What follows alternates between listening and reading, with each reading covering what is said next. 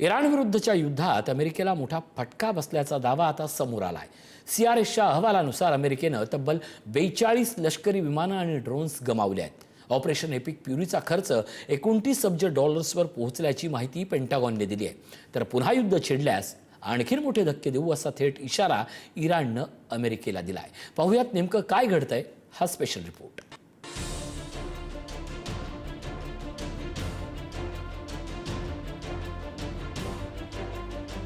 Iran आणि America यांच्यातील संघर्षानं आता गंभीर वळण घेतलंय।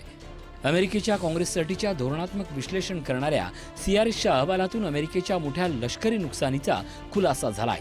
या अहवालानुसार युद्धादरम्यान अमेरिकेची किमान 42 लष्करी विमानं आणि ड्रोन्स नष्ट झाले किंवा गंभीररित्या नुकसानग्रस्त झाले आहेत। सीआरएसच्या अहवालानुसार नुकसान झालेल्या आणि नष्ट झालेल्या विमानांच्या यादीत खालील विमानांचा समावेश आहे: F-15E स्ट्राइक ईगल लढाऊ 4 विमानं, F-35A लाइटनिंग सेकंड लढाऊ 1 विमान, A-10 Thunderbolt second ground attack 1 विमान, KC-135 स्ट्रॅटो टँकर म्हणजेच हवेत इंधन भरणारी 7 विमानं, E-3 सेंट्री AWACS एक हवाई पूर्वसूचना आणि नियंत्रण प्रणाली, MC-130J कमांडो सेकंड विशेष ऑपरेशन्स 2 विमानं, HH-60W जॉली ग्रीन सेकंड एक लढाऊ बचाव helicopter, MQ-9 reaper 24 drones, MQ-4C Titan 1 drone.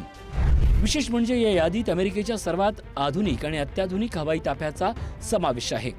F-35 सारख्या स्टेल्थ फायटर जेटचं नुकसान हे अमेरिकेसाठी मोठं सामरिक आव्हान मानलं जातंय।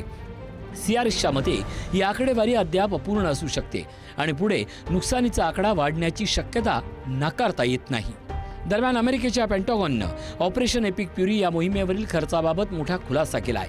12 मे रोजी झालेल्या सुनावणीत पेंटागॉनचे वित्तप्रमुख जुल्स हर्ष टिसरे यांनी सांगितलंय की या कारवाईचा खर्च तब्बल 29 अब्ज डॉलर्सपर्यंत पोहोचलाय। उपकरणांची दुरुस्ती, नवीन युद्धसामुग्रीची खरेदी आणि हवाई ताफ्याच्या पुनर्बांधणीमुळे हा खर्च वाढल्याचं सांगण्यात आलं। या अहवालानंतर इराणनं अमेरिकेलाही थेट इशारा दिलाय।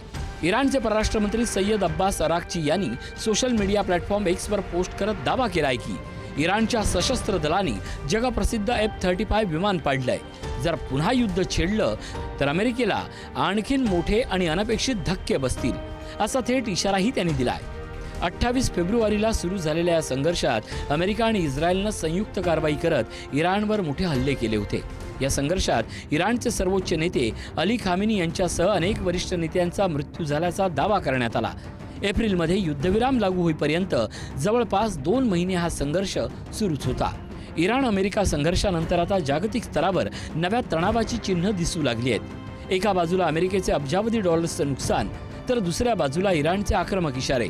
यामुळे मध्य पूर्वेतील परिस्थिती पुन्हा एकदा अस्थिर होण्याची शक्यता व्यक्त केली जाते आहे। ब्युरो रिपोर्ट, पुढारी न्यूज।